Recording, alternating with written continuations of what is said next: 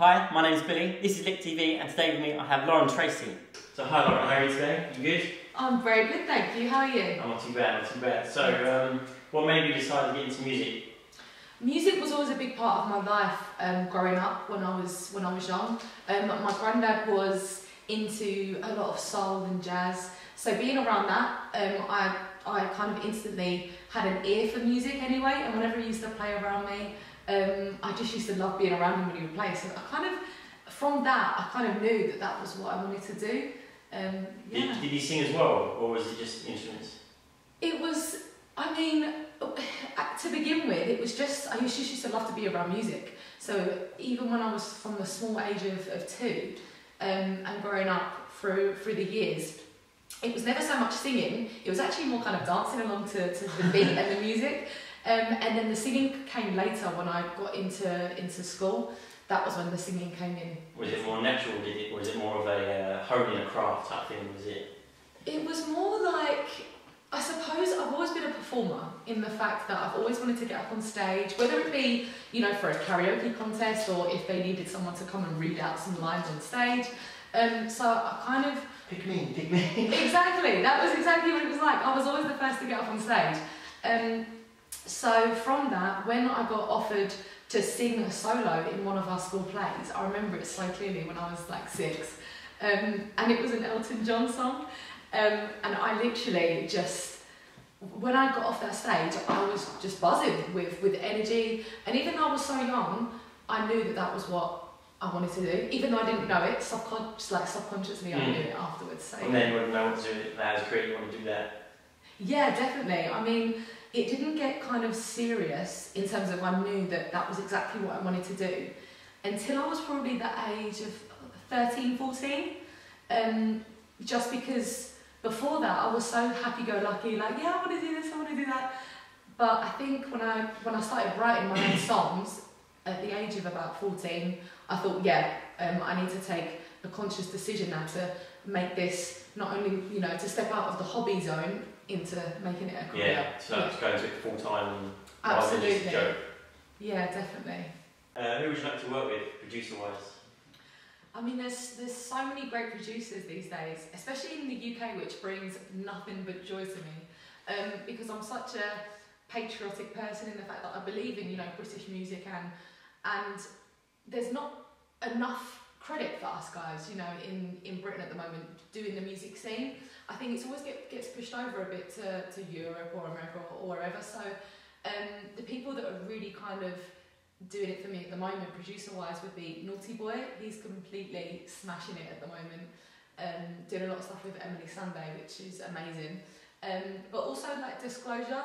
Disclosure are doing some great stuff. You would say they're producers rather than artists. You class them as producers. They do both though. So it's like myself. People wouldn't necessarily know that I produce my music, but I produce some of my stuff as well, which therefore puts me in the bracket of a producer, but also a singer-songwriter, which is kind of the same as those guys. They've got a package going on there. They are a brand and an artist, and together, you know, a duo, but they produce their stuff. So yeah, they do. Right, okay, it comes across as a bit of a stupid question, but how does it feel to get your EP out? I understand it could be like a weight off your shoulders, like that, but how does it feel personally to you to get that very first EP out there for people to hear? Billy, you have no idea. Honestly, the amount of stress that EP has caused me, I'm surprised I'm still breathing right now. It was just so stressful. Yeah, I think because as a musician, I think anything you do that's representing yourself, you're so self-critical of. Which is, you know, in any profession, you know, you're going to be that way. And I think because music is so personal to the person who's writing it and singing it, because it's about, you know, experiences that you've gone through. And especially the first one, because you're so like nervous and scared of what people are going to kind of think or how they're going to relate to it, and if they get it and if they don't get it and what they're going to say. Because you are exposing yourself, aren't you, really, to whoever can see that video or listen to your lyrics. And, you know, people won't hold back, which is great, because I do, you know, if there's a judgment or something that I need to say to someone, like, okay, I like what you've done there, but I feel you could have done this. And I think as a musician, that can be quite scary because it's so personal to you. Then you can't be overly self-critical. Yeah, definitely. But do you listen to it back over and over and then, oh, this doesn't sound good.